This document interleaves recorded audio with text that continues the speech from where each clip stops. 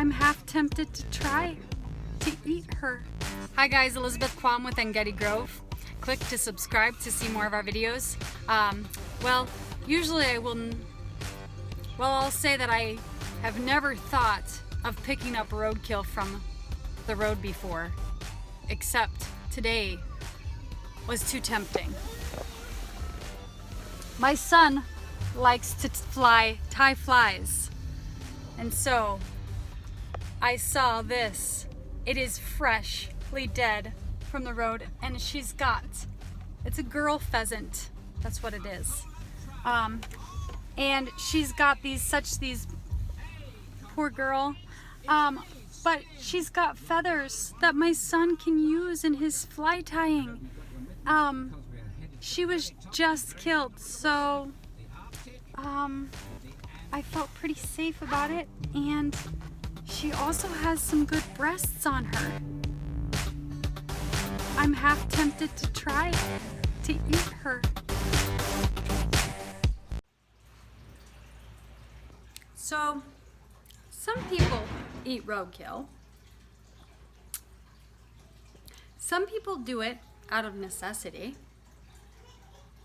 But do most people do it out of necessity? I'm not quite sure. Call me insane. Those are nice breasts.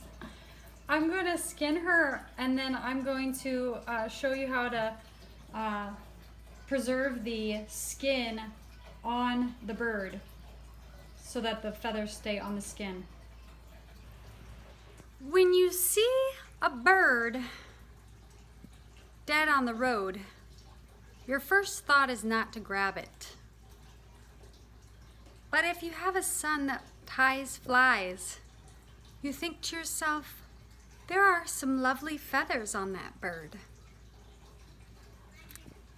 And then you get the bird and you realize that the breasts are very fine for eating. So I skinned most of the bird. I tried to take some of the meat off. I could take some more meat off of this wing. I thought he would like those feathers for fun. But you skin most of it, and then I'm going to put it in a box with 50% borax, 50% salt. And I'm just going to put it in the mixture and cover it with that. And because you are so knowledgeable about birds and their anatomy, and butchering is very foreign, you're familiar with it and you're not grossed out by it, all of a sudden that bird is not as disgusting as you think. The idea is that you just draw the moisture out of it, preventing it from decaying. And no, not a lot of people in Iowa are known to eat roadkill.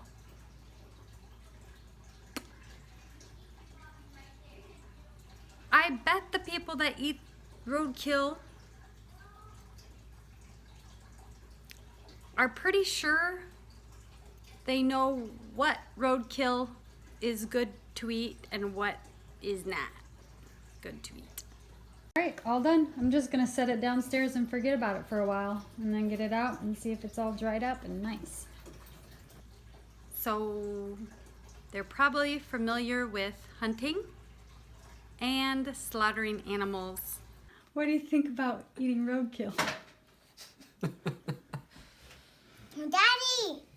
Do you want to eat roadkill, Sean? No? I suppose it will have been cooked. Yeah. Daddy! So,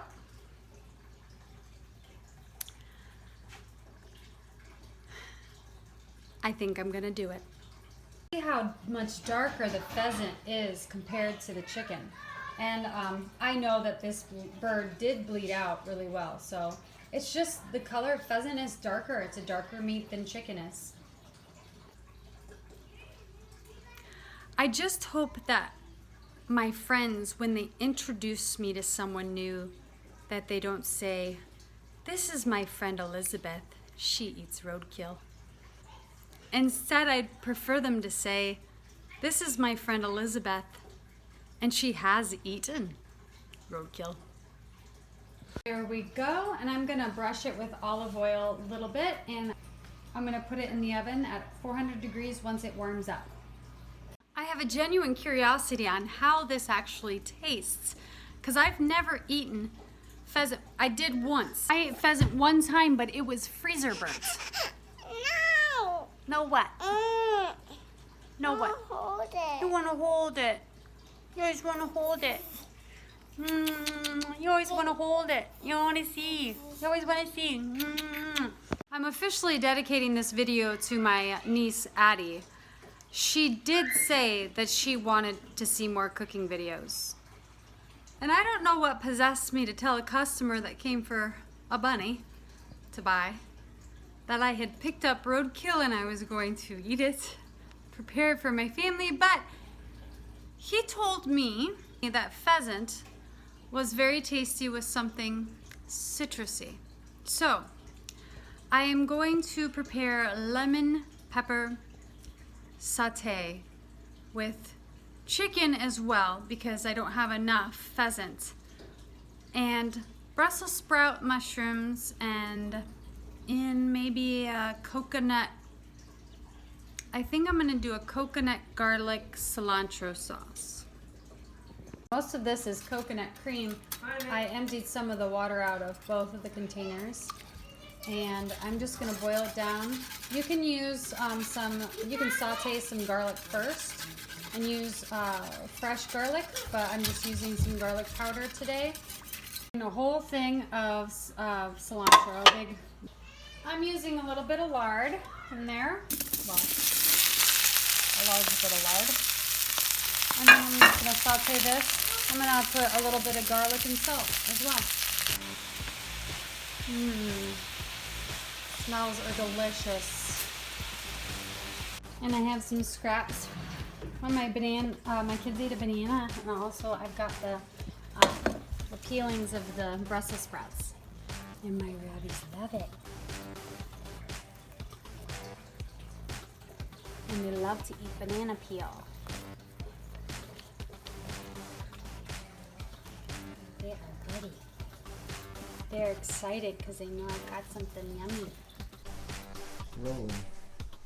Okay, I just poured a little bit of this on my plate, and I'm going to fill my plate with veggies.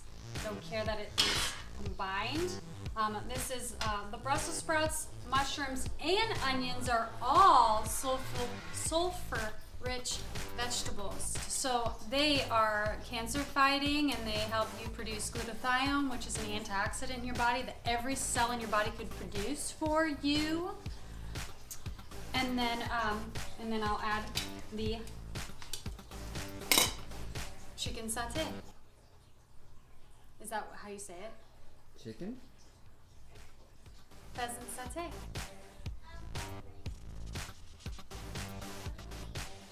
Are you going to be adventurous and taste the pheasant? Bought pheasant. We have to serve this with really awesome wine. It's from organic grapes. It's in Spain. I'm all about local products, but Taste test. yes, we're gonna get to the taste test. already done I the taste decided test. to do a rosé wine because pheasant is a darker meat, and so it can pair well with a red wine or a white wine or an in-between wine.